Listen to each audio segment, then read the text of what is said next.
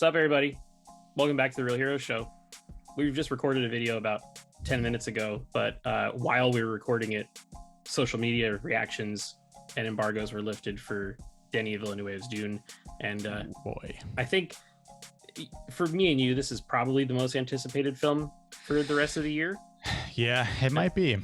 For me, it absolutely is. Yeah, I know that everybody's hyped about Spider-Man, but Dune is what I'm after. This is pretty big, yeah. Dune just premiered at the Venice Film Festival.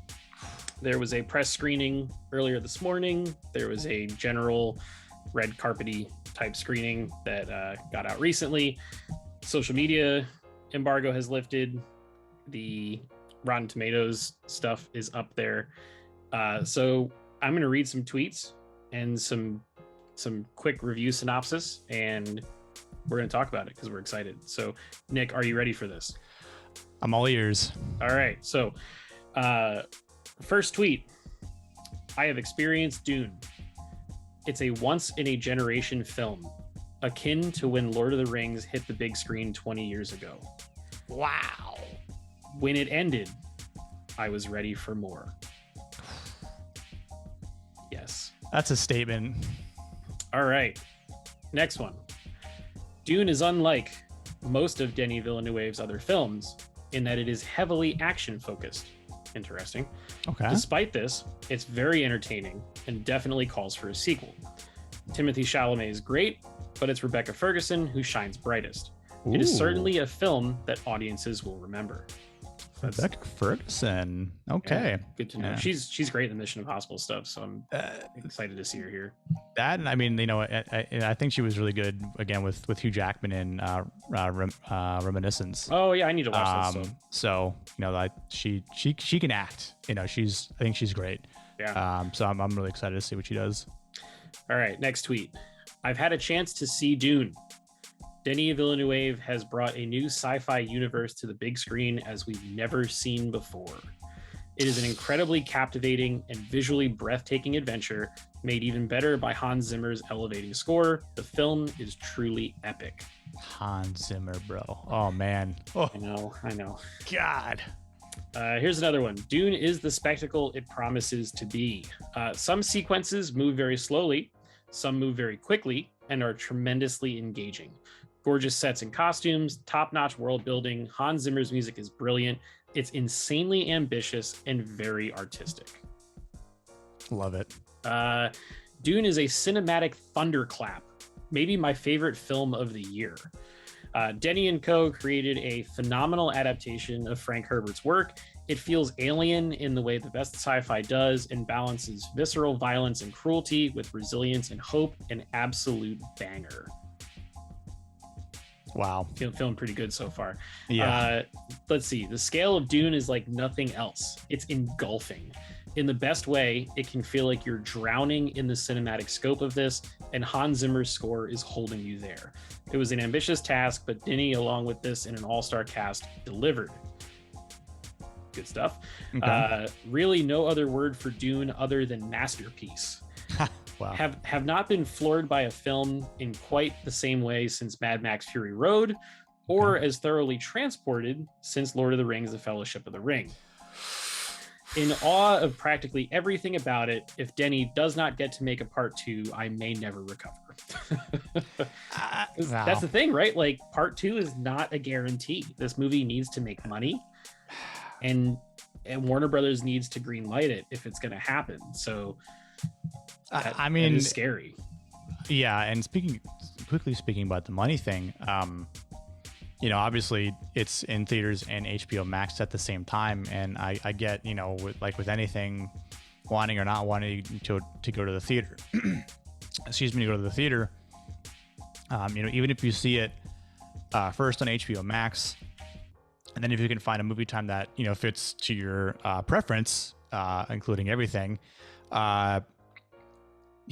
do both. I'm sure I will do both because this is a movie I need to see in a theater. Yep, biggest screen possible. Yeah, I that might be Point Orlando for us potentially. For those who don't live in Florida, that's like the one true IMAX that we have. True IMAX theater, yes.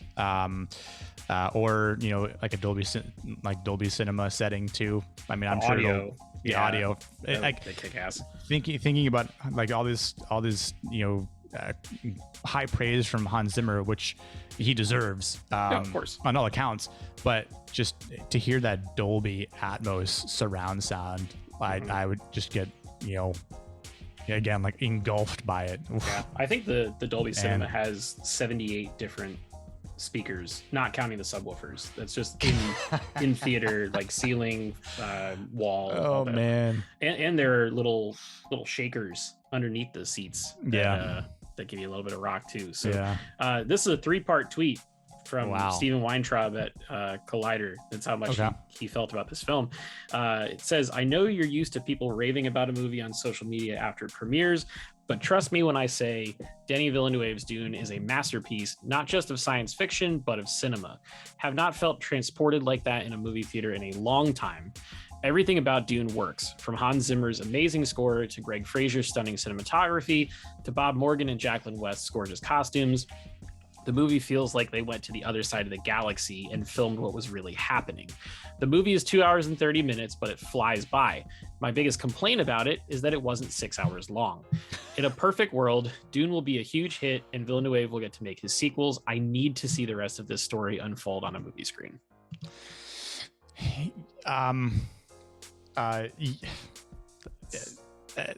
Man, I'm kind of speechless. Obviously, speechless, right? Tell. Like, yeah, man. I think the fact that it's getting compared to Lord of the Rings, a lot of comparisons to Lord of the Rings. I mean, Villeneuve, just I already want to give him high kudos for that, for getting that sort of comparison. I'll be interested to see maybe what Peter Jackson might say after maybe he sees it, right? The innovativeness I'd like to maybe see again, because it's sci-fi, what would George Lucas say potentially? Considering he ripped off the book for Star Wars. Yeah, and I mean, and he's always big. He's always pushing the boundary, wanting to push the boundary for innovation. Mainly from Star Wars perspective, but the length, 2.5 hours. I don't care. I wouldn't really care if it was 6 hours. If they had done the Lord of the Rings sort of take on it, where we're splitting part 1 into 2 parts. And again, that might not be the Warner Brothers way. But I mean, shit, they released the Snyder Cut for 4 hours, and granted, that never saw the silver screen, but it did see HBO Max. And I know you can't release HBO Max, an elongated cut, and then put a shorter version in theaters. That just wouldn't be fair and wouldn't make any sense at all. So, but man, he's got to. This has to do well enough for him to finish the story. He has to finish the story. Well, and that's the other thing. A lot of this tweet says, Dune's incredible. Sci-fi that feels as epic as anything we've seen, visually ambitious and weird as fuck, and yet completely lived in, visceral and gritty. Set pieces that gave me I'm a Kid Again chills. Bring on part 2. Yes. A lot of the tweets are saying the rest of this story needs to be told. Here's another one with your favorite 4 letters. My take on Dune, for what it's worth, it redefines the word epic for filmmaking and movies in a way not seen since the LOTR films. Lord of the Rings reference. Let's see. Sometimes when you've seen an all-time great, and Dune is, to me, an all-time great. It's a masterpiece, a sweeping symphony of spectacle, sound, and storytelling, a cinematic odyssey that is every bit as visceral as it is epic. I've watched Dune, and it's among the most immersive movie-going experiences I've ever had with a sci-fi film. There is masterful filmmaking on display here. When paired with its big, monstrous sound, the film wondrously transports you to a new, exciting, horrific, yet beautiful world. Man, these comments are just hyping me up to see it even more. I know. There are some people, there are 2 negative reviews on Rotten Tomatoes, so it wouldn't be fair for us to just focus on the good. Focus on the good. So I won't read the whole review, just the little snippet that's on there. But it says, it's not just that the story loses its pulse; it loses any sense that we're emotionally invested in it. Okay. And then the other negative one says, in all of its marvel, Dune forgets to do basic things like give us someone or something to root for or feel for or think about for longer than the stretch of the film. That might be a little bit tough because I haven't read the book, but from what I've heard about the book is that the book is the same way, that there's a lot of shades of gray. It's hard to find, like a true hero to truly root for or whatever. I would guess that Timothee Chalamet's character is probably the closest thing we get to that, but who knows? I'm curious because if this does follow the book, closely or even to a T, I think it'll probably maybe boiled down to the actors themselves and how they carry out their performances with their characters. Like, man, like just the way Oscar Isaac, portrays himself. Like, I actually cared about it, or Timothee, or Jason, whoever it happens to be, right? Like any of these big name, again, if Rebecca Ferguson is excellent in this, then maybe more people will start to get tied to it because of her performance. Because again, as much as I love reading, you have to really put yourself in the book to draw something out of it and to really fall in love or to really care about a character, right? Like the way people might not have cared about characters while reading The Hobbit or the books from Lord of the Rings, and then seeing it how it's portrayed on screen, they fall in love with them, right? It could be two totally different characters or perspectives. So I want to come back to that critique when we actually see Dune. Not to bash on this critique by whatsoever, but I'm more so either add to it or maybe give it like a rebuttal. Right. And because like, I'm vaguely like curious to see what that really means. Sure. I haven't read the book in years, right? And I was talking with my dad about it this past weekend because I showed him the trailer because he hadn't seen it yet, and he's like, I saw the old movie. I haven't read the book in decades. Like, so, for those of you that have actually read the book, I'm curious to see what, everyone actually thinks. It is a thick book.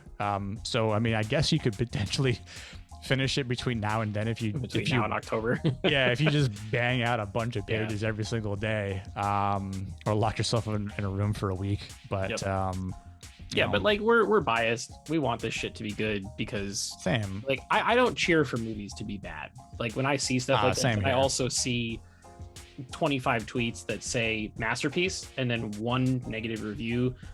My natural instinct is to think that negative review maybe didn't understand it, or it was different from what they thought it was going to be and what they wanted it to be, which honestly is like the source of a lot of negativity in media these days. Is I had a perceived notion in my head of what this was going to be. It wasn't that, so now I think it sucks. That happens a lot. But I want to wrap this up on one final tweet. Because this one I think is really cool. It says, Dune is a visual spectacle.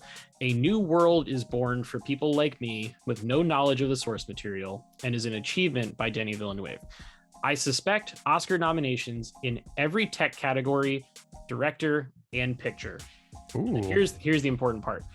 The film opens with a title card that says Dune Part 1.